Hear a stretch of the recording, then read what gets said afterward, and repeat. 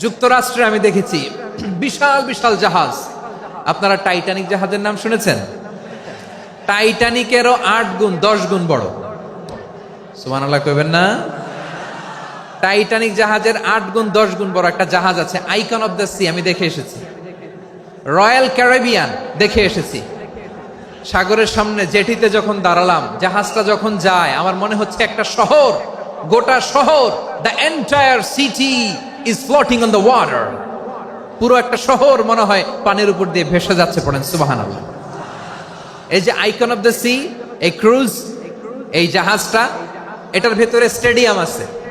কিসের ভিতরে স্টেডিয়াম? কথা বুঝে নাই বোধহয়। স্টেডিয়াম কিসের ভিতর?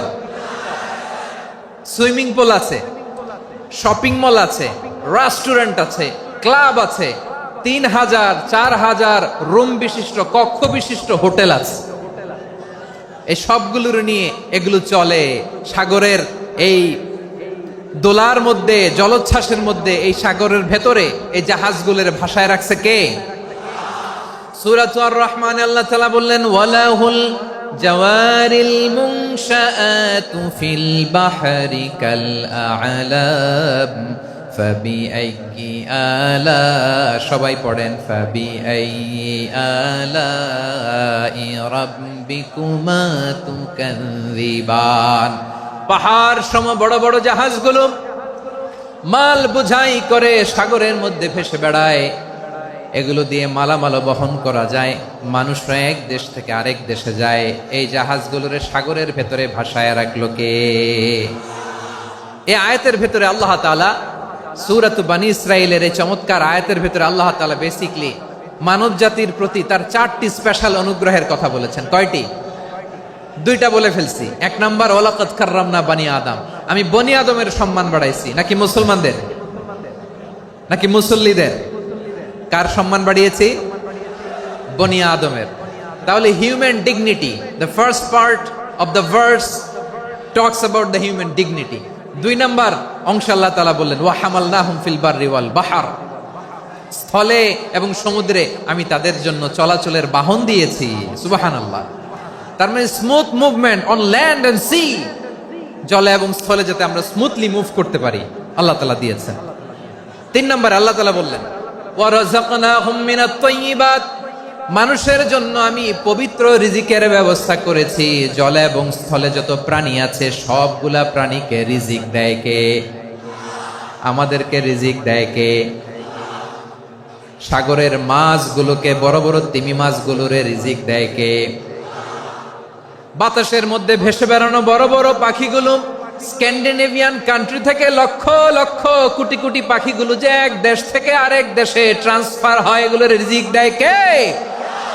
রব্বুল আলামিন বলেন, ওয়ামা মিন দাব্বাতিন ফিল আরদি ইল্লা আলাল্লাহি রিজকুহা ওয়া ইয়ালামু মুস্তাকাররাহা ওয়া মুস্তাওদাআহা কুল্লুম ফি কিতাবিম মুবিন। আল্লাহু আকবার। রব্বুল আলামিন বলেন, ভূপৃষ্ঠে বিচরণশীল যত প্রাণী আছে সব প্রাণীগুলোকে আমি আল্লাহ আমার নিজের কুদরতে রিজিকের বন্দোবস্ত করি। এই প্রাণীগুলো কোথায় থাকে, কোথায় যায়, সব জায়গায় আমি রিজিক পৌঁছে দেই। রিজিক কেউ দিতে পারে না, রিজিকের মালিক কে? রিজিকের মালিক তিনি আল্লাহ। এজন্য আল্লাহ তাআলা বললেন, ওয়া রাযাকনাহুম মিনাত তাইয়্যিবাত।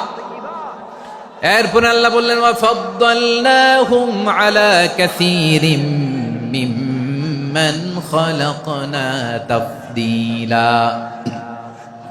আমি যত প্রাণী সৃষ্টি করেছি সকল প্রাণীর মধ্যে মানুষের মর্যাদা, শ্রেষ্ঠত্ব আমি দিয়েছি। সুবহানাল্লাহ পড়েন। তাহলে 1 নম্বরে আল্লাহ বললেন, আমি বনী আদমের মর্যাদা বাড়ালাম। এরপরে বললেন, স্থলে এবং সমুদ্রে চলাচলের জন্য যানবাহন দিলাম। 3 নম্বরে আল্লাহ বললেন, পবিত্র রিজিকের ব্যবস্থা করে দিলাম। এরপরে আল্লাহ বললেন, যত প্রাণী আছে, সৃষ্টি আছে, সবগুলার উপরে আমি মানুষকে শ্রেষ্ঠত্ব দিলাম। সুবহানাল্লাহ। তাহলে সবচেয়ে বেশি শ্রেষ্ঠত্ব মানুষের। কার? মানুষের। শুধু তাই নয় প্রিয় ভাইয়েরা, আকাশ এবং জমিনে যা কিছু আছে সবকিছু মানুষের জন্য। মানুষের কল্যাণে, মানুষের প্রয়োজনে, মানুষের বশীভূত করে সৃষ্টি করেছেন কে? রব্বুল আলামিন বলেন, হুয়াল্লাযী খালাকা লাকুম মা ফিল আরদি জামিআ। এই জমিনের মধ্যে যা কিছু আমি আল্লাহ সৃষ্টি করেছি, সব কিছু আমি মানুষের জন্য সৃষ্টি করেছি। পড়েন সুবহানাল্লাহ। হুয়াল্লাযী খালাকা লাকুম মা ফিল আরদি জামিআ, যা আছে সব আমাদের জন্য, সব আমাদেরকে সার্ভিস দেওয়ার জন্য, আমাদের উপকারের জন্য, আমাদের কল্যাণের জন্য। আওয়াজ করে সবাই পড়ুন আল্লাহু আকবার। অন্য আয়াতে আল্লাহ বললেন, ওয়াসাখখারা লাকুম মা ফিস সামাওয়াতি ওয়া মা ফিল আরদি জামিআম মিন ইন্না ফি যালিকা লাআয়াতিন লিকাউমিন ইয়াতাফাক্কারুন।